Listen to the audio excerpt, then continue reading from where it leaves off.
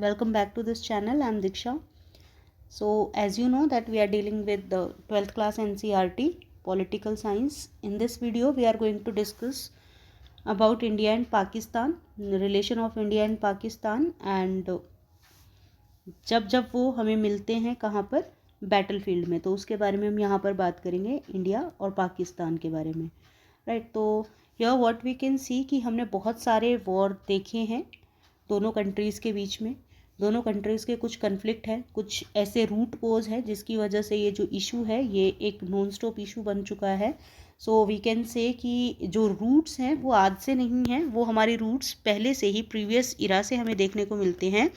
Since 1947, during the time of partition, we can see कि roots were there. Roots can be traced back to the midnight of 14th August 1947, जब partition हुआ था India का और पाकिस्तान को create किया गया था या पाकिस्तान को एक नए स्टेट की तरह बनाया गया था।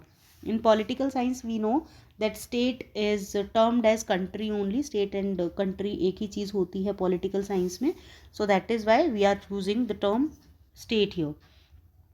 Apart from this we can say कि पार्टीशन के बाद हमने देखा कि काफ़ी टेरिबल कम्युनल रॉयट्स हुए, जो मेनली दो कम्युनिटीज़ के बीच में थे, हिंदूज़ एंड मुस्लिम्स। दो सिख्स वर ऑल्सो देयर, कि सिख कम्युनिटी भी थी, लेकिन यहाँ पर हमने बहुत इनॉर्मस सफरिंग देखी है, बहुत ज़्यादा प्रॉब्लम देखी कि दो कम्युनिटीज़ के बीच में या अलग अलग पार्ट में हमने देखा कि बहुत बुरे तरीके से, भयानक तरीके से पार्टीशन हुआ था, राइट। एंड अगर हम देखें इंडिया को या इंडिया की हिस्ट्री को, तो वर्ल्ड हिस्ट्री में शायद सबसे भयानक जो पार्टीशन देखा गया है वो इंडिया का ही पार्टीशन देखा गया है, 1947 का।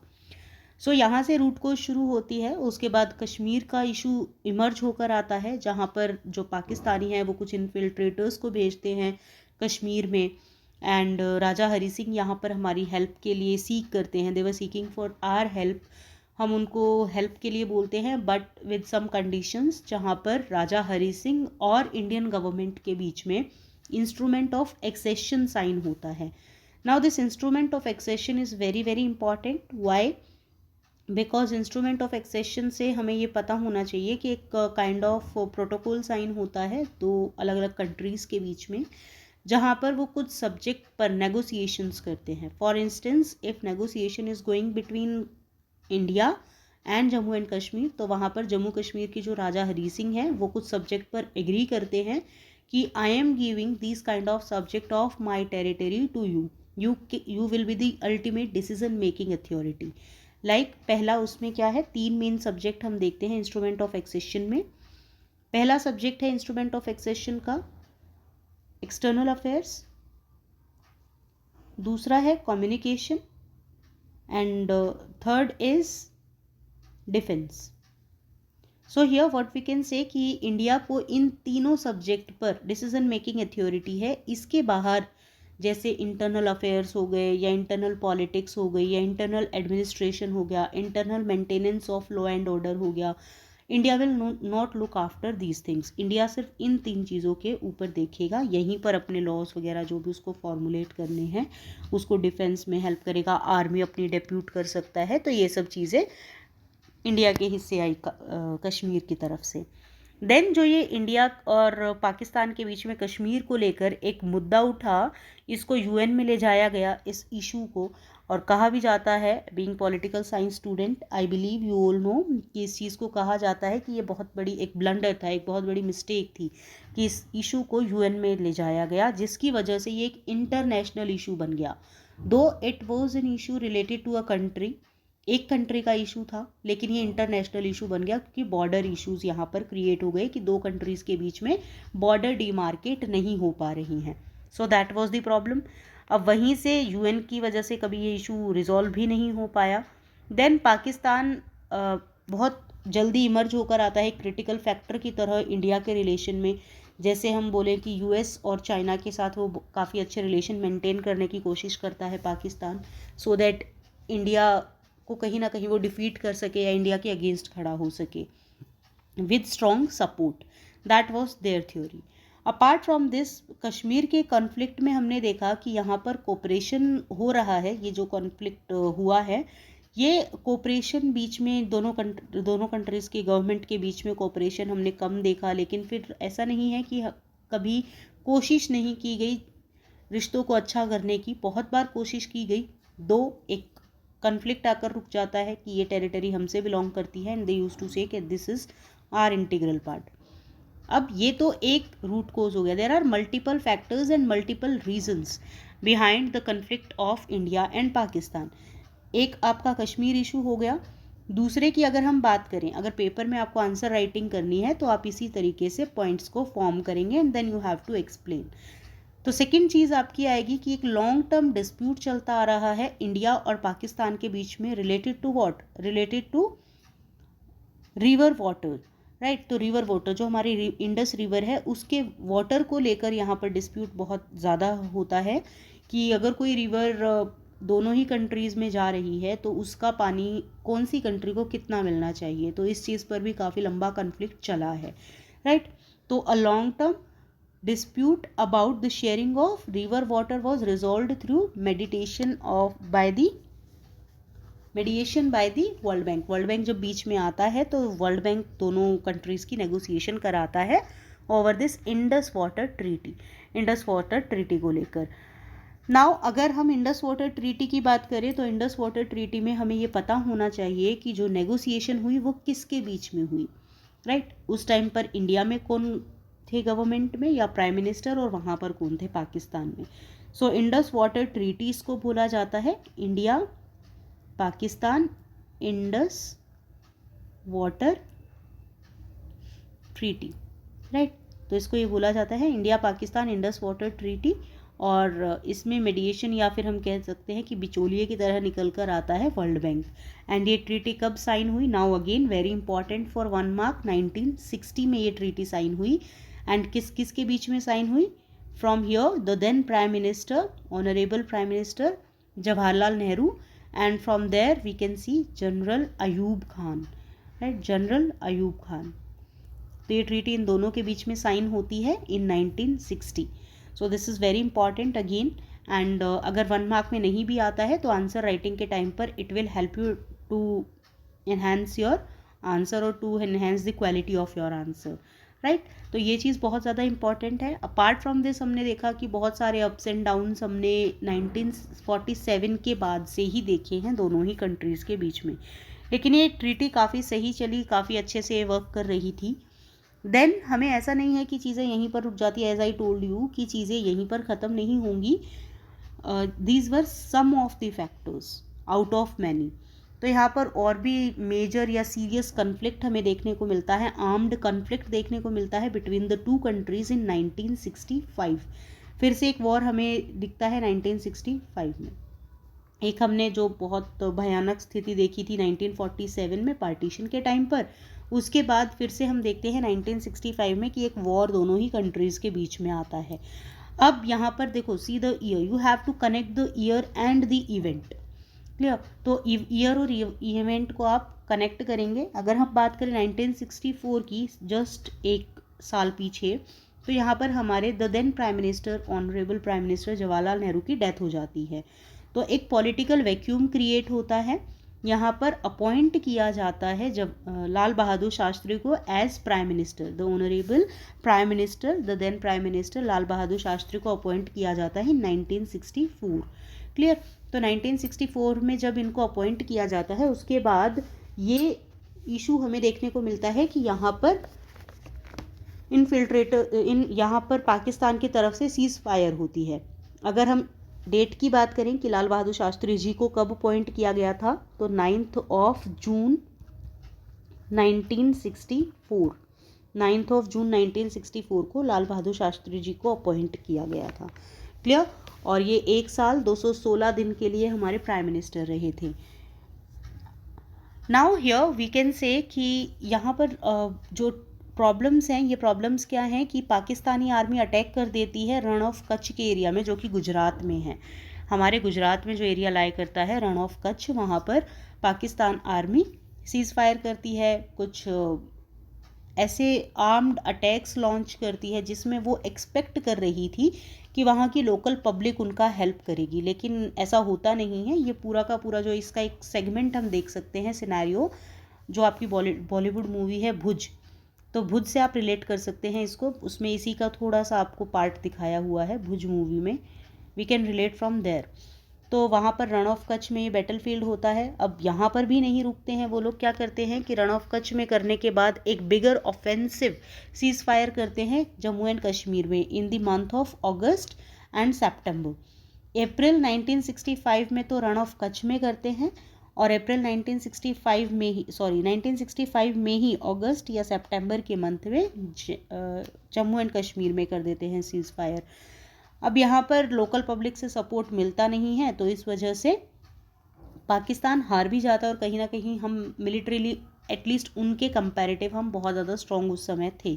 दो वीकेंड से कि हमारे यहाँ पर खुद हम पॉलिटिकल प्रॉब्लम्स देख रहे थे कि एक पॉलिटिकल वैक्यूम क्रिएट हो गया है, इकोनॉमिक प्रॉब्लम्स वर देयर, क्योंकि फ्लड, फेमाइन और ये सब चीज़ें हमने अपनी कंट्री में देखी, जिसकी वजह से पोवर्टी और अनएम्प्लॉयमेंट ये सब चीज़ें भी बहुत ज़्यादा ग्रो कर रही थी। So we were not economically that strong, right. But ये सब चलते हुए भी हम कहीं ना कहीं इस वॉर के साथ डील करते हैं और इस वॉर को हम जीत जाते हैं। देन यहाँ पर जो लाल बहादुर शास्त्री जी हैं, ये अपने सारे के सारे इंडियन ट्रूप्स को ऑर्डर करते हैं कि you can launch a counter offensive on the Punjab border, कि आप पंजाब बॉर्डर पे भी काउंटर कर सकते हैं अगर कोई ऐसी सीज फायर्स होती है या कुछ भी होता है। तो ऑन दैट डे हमारी जो इंडियन आर्मी है that reached to Lahore, close to Lahore. तो हमारी जो इंडियन आर्मी थी वो लाहौर के काफ़ी क्लोज पहुंच चुकी थी एनेक्स करने के लिए पूरे एरिया को, या फिर हम कह सकते हैं उनको पीछे हटाते हटाते हम लाहौर तक पहुंच चुके थे। एंड व्हाट वी सेड कि अब हम लाहौर पर कब्जा कर सकते हैं, क्लियर। लेकिन वही है कि इंडिया की थ्योरी ये रही है, या इंडिया का कॉन्स्टिट्यूशन ऐसा है कि हम सॉवरेनिटी में बिलीव करते हैं, and we do not believe in acquiring any of the land forcefully. So that is why हमारी जो फोर्सेस हैं वो दोबारा बॉर्डर पर भी आ जाती हैं। And that was the time, अभी मैंने आपको बताया कि इकोनॉमिक प्रॉब्लम्स हम पहले ही देख रहे थे, फ्लड, फेमाइन की वजह से या ड्रॉट्स की वजह से, कहीं पर फ्लड है तो कहीं पर ड्रॉट है, इस वजह से जो क्रॉप है वो फेल हो रही थी, राइट। तो जो हमारे फार्मर्स थे वो काफ़ी हताश हो रहे थे, तो उनको मोटिवेट करने के लिए लाल बहादुर शास्त्री एक स्लोगन देते हैं, जय किसान। एंड क्योंकि हमारे पास एक मिलिट्री प्रॉब्लम भी थी, तो इसीलिए सोल्जर्स को मोटिवेट करने के लिए जय जवान का नारा दिया जाता है। तो ये जो नारा निकल कर आता है, ये जो स्लोगन निकल कर आता है, ये उसी टाइम का है, 1965 का, जय जवान जय किसान। So this is what you can relate and what you can write in your answers. Apart from this, अगर हम हॉस्टेलिटीज़ की बात करें कि ये जो पूरा का पूरा मुद्दा था, जब हम लाहौर तक पहुंच चुके थे, हमारी फोर्सेस वापस आई, तो ऑब्वियस है कि जब भी कोई वॉर दो कंट्रीज़ के बीच में होता है तो वो वॉर किसी के भी पक्ष में जाए, चाहे कोई भी जीते, बट कुछ एग्रीमेंट्स साइन होते हैं, कुछ ट्रीटीज साइन होती हैं, जिसमें बहुत सारी चीज़ों के बीच में नेगोशिएशंस की जाती हैं। तो यहाँ पर दोनों ही कंट्रीज़ के लिए इस हॉस्टिलिटीज़ को, कुछ हॉस्टिलिटीज़ बीच में आती हैं, इस सारे के सारे मुद्दे को ख़त्म करने के लिए यूएन इंटरवीन करता है। जब यूएन इंटरवीन करता है तो हम देखते हैं the then prime minister Lal Bahadur Shastri जी वो जाते हैं ताशकंद इसी एग्रीमेंट को करने के लिए कि ठीक है, हमने अब वॉर को एंड कर दिया है, this is our border line और ये आपका बॉर्डर लाइन है, आप इससे को क्रॉस नहीं करेंगे, आपके इतने सोल्जर्स हमारे पास हैं और हमारे इतने आपके पास है, now you exchange the soldiers. इस तरीके से होती हैं नेगोशिएशंस। तो इसी सब के बीच में और इन्हीं सब को डिसाइड करने के लिए वो ताशकंद जाते हैं, क्योंकि एक बीच में जगह रखी जाती है यूएन के थ्रू। यूएन बोलता है कि वार्तालाप करेंगे, we will meet on the table, और टेबल कहाँ होगी, वो ताशकंद में, राइट। तो ताशकंद में ये दोनों कंट्रीज़ के प्राइम मिनिस्टर जाते हैं। From here we can say prime minister Lal Bahadur Shastri, and from there from Pakistan general Ayub Khan again, clear. एक वाटर ट्रीटी हमारी साइन होती है between Nehru and general Ayub Khan in 1960, जो कि इंडस वाटर ट्रीटी थी। अगेन आफ्टर सम ईयर्स, और we can say 5 to 6 years, क्योंकि यहाँ पर हमारे प्राइम मिनिस्टर बदल चुके हैं और वहाँ के जो जनरल हैं वो अयूब खान ही हैं, उनके बीच में एक साइन होता है, ताशकंद एग्रीमेंट होता है इन जनवरी 1966। सोवियत यूनियन इसमें बीच में इंटरवीन करती है, broke by the Soviet Union in January 1966। उस समय रशिया जो था वो यूएसएसआर का पार्ट था, सो दैट इज़ वाई हम यहाँ पर या तो सोवियत यूनियन पढ़ेंगे या यूएसएसआर पढ़ेंगे। Then, though India could inflict considerable military loss on Pakistan, the 1965 war added to India's already difficult economic situation. मतलब हमारे पास ऐसा नहीं है कि हम उस वॉर को हार गए थे या कुछ ऐसे, हम उस वॉर को जीत चुके थे, लेकिन प्रॉब्लम हमारी और ज़्यादा बढ़ गई थी, क्योंकि जो हमारे पास पैसा था, जो इकोनॉमी थी, वो कंट्री को कहाँ पर देनी पड़ी, वो कंट्री को डिफेंस में लगानी पड़ी। और जो पैसा फार्मर्स को दिया जा सकता था या कंट्री की डेवलपमेंट में लगाया जा सकता था, वो हमें डिफेंस में लगाना पड़ा, जिसकी वजह से इकोनॉमिक सिचुएशन और ज़्यादा प्रॉब्लमेटिक हो गई या डिफ़िकल्ट हो गई। So that was there. 1965 के वॉर को एंड किया गया by Tashkent agreement. This you have to remember. Tashkent agreement वही एग्रीमेंट था जिसके बाद हमारे जो द देन प्राइम मिनिस्टर थे लाल बहादुर शास्त्री, उनकी डेथ हो जाती है मिस्टीरियस कंडीशन में, right. So this is there again, उनकी डेथ के बाद, क्योंकि उनकी डेथ ताशकंद में ही हो जाती है आफ्टर साइनिंग दिस एग्रीमेंट, तो उसके बाद हमारे यहाँ पर फिर से पॉलिटिकल वैक्यूम क्रिएट होता है। एंड देन एक पूरी हिस्ट्री का एक नया फेज शुरू होता है, पॉलिटिकल हिस्ट्री का इंडिया की, जहाँ पर इंदिरा गांधी आती हैं प्राइम मिनिस्टर बन के। वो कैसे आती हैं, क्या कंडीशंस थी, क्या वो खुद आई थी या उनको लाया गया था, लाने के पीछे मोटिव क्या था, वो सब चीज़ें हम अगले आने वाले टॉपिक्स में डिस्कस करेंगे डिटेल में, राइट। तो यहाँ पर अब ये सब चीज़ें हो रही हैं। अब देखो, ऐसा नहीं है कि हमने ये एक दो वॉर लड़े और इसके बाद चीज़ें शांत हो गई, ठंडी हो गई, ऐसा नहीं है। हमने बहुत सारे अलग अलग वॉर देखे हैं पाकिस्तान के साथ, कभी डिसिसिव मैनर में, तो कभी हम कह सकते हैं कि हम बैटलफील्ड में मिले हैं, कभी सीज फायर्स हुई हैं, जैसे बांग्लादेश लिबरेशन वॉर 1971 में हुआ, राइट। तो ये सब चीज़ें, और इसके बीच में हमने कुछ पीस एग्रीमेंट भी साइन किए, कुछ टेंशन्स को ख़त्म करने के लिए दोनों कंट्रीज़ के बीच में। जैसे आप यहाँ पर पढ़ सकते हैं, the Nehru Liaquat pact of 1950 promise to protect the minorities in their respective countries. अब क्योंकि वहाँ पर पाकिस्तान में हिंदूज़ आर इन माइनॉरिटी, तो इस एग्रीमेंट के बीच में डिस्कस किया गया कि अगर वहाँ पर हिंदूज़ माइनॉरिटी में हैं तो कंट्री की रिस्पॉन्सिबिलिटी है उनके राइट्स को प्रोटेक्ट करना। Then Tashkent agreement, as I told you right now in detail, कि ताशकंद एग्रीमेंट साइन हुआ था इंडिया और पाकिस्तान के बीच में 1966 में। देन शिमला एग्रीमेंट, इसको हम डिस्कस करेंगे, शिमला एग्रीमेंट को 1972 में। हम ईयर वाइज चल रहे हैं, क्रोनोलॉजिकली चल रहे हैं। अभी तक हमने कहानी पढ़ी है 1966 तक की, जहाँ पर हमारे पास फिर से पॉलिटिकल वैक्यूम क्रिएट हो रहा है, राइट। क्योंकि हमारे एक और प्राइम मिनिस्टर को हम खो देते हैं, एक बहुत पोटेंशियल प्राइम मिनिस्टर को हम यहाँ पर खो देते हैं। देन बहुत सारे और भी एफर्ट्स किए गए। वो एफर्ट्स क्या क्या थे? गुजराल डॉक्ट्राइन था बिटवीन इंडिया एंड पाकिस्तान, ये बहुत बाद की बात है, इसीलिए हम इसको क्रोनोलॉजिकल ऑर्डर में जब डिस्कस करेंगे तो we will discuss these things in detail. Lal Bahadur Shastri ji भी काफ़ी सारे अटेम्प्ट करते हैं यहाँ पर पीस बनाने के। If we move to this area, these are the some of the pictures of war between India and Pakistan. You can see here, इस तरीके से एग्रीमेंट्स होते हैं, एग्रीमेंट साइन होते हैं ऑन द टेबल, एंड ये यहाँ पर आप हमारी आर्मी को देख सकते हैं। Then here this is also picture from the agreement only, जहाँ पर हम एग्रीमेंट साइन कर रहे हैं 1965 का। सो हियर इंडिया और पाकिस्तान की हिस्ट्री के कन्फ्लिक्ट के बारे में अगर हम बात करें तो ये एक आपको पूरा का पूरा चार्ट मिल जाता है जो कि आपको ओवरव्यू देता है। जैसे 1940s और 1950 के बीच में आपने क्या देखा कि अगस्त में 1947 में इंडिया और पाकिस्तान के बीच में इंडिपेंडेंस की लड़ाई होती है, जो कि ब्रिटेन बीच में था, ब्रिटेन की वजह से जो लड़ाई थी। अक्टूबर 1947 में पहली बार कश्मीर के साथ वॉर होता है। This is what I discussed, कि जब इनफिल्ट्रेटर्स आते हैं पाकिस्तान की तरफ से कश्मीर में और कश्मीर अपने आप को एक इंडिपेंडेंट कंट्री बताता है, तो उस समय की ये बात है। उसके बाद 1960 और 70 के बीच में क्या क्या हुआ, यहाँ तक ही अभी हमने डिस्कस किया है। 1965 में हमारा सेकंड कश्मीर वॉर होता है, जो कि बिगिन हो जाता है, शुरू हो जाता है। देन 1965 में Kashmir war, second Kashmir war, इसने यही बोला है कि कश्मीर के मुद्दे पर ही मेन प्रॉब्लम थी, लेकिन अलग अलग एरिया पर सीज फायर की गई थी, जैसे रण ऑफ कच्छ में और आपके पंजाब वाले एरिया में, वहाँ पर सीज फायर्स की गई थी। 1971 में इंडिया पाकिस्तान के बीच में जो वॉर हुआ वो बांग्लादेश को लेकर हुआ। बांग्लादेश की क्या कहानी थी, we will discuss in detail in the next video. मई 1974 में इंडिया और पाकिस्तान के बीच में न्यूक्लियर टेस्ट होते हैं, operation smiling Buddha. Then 1980s और 90 के बीच में आप देख रहे हैं कि जुलाई 1989 में कश्मीरी इंसर्जेंसीज होती हैं। मई 1998 में India Pokhran second nuclear test करता है। पाकिस्तान भी इंडिया को देखते हुए कुछ ही दिनों के अंतराल में अपना न्यूक्लियर टेस्ट करता है। 1999 में कारगिल वॉर हम देखते हैं। 2000 में हम इंडियन पार्लियामेंट अटैक देखते हैं, जो कि 2001 और 2002 के अराउंड हुआ था, दिसंबर 2001 में। देन हम देखते हैं फेब 2007 में समझौता एक्सप्रेस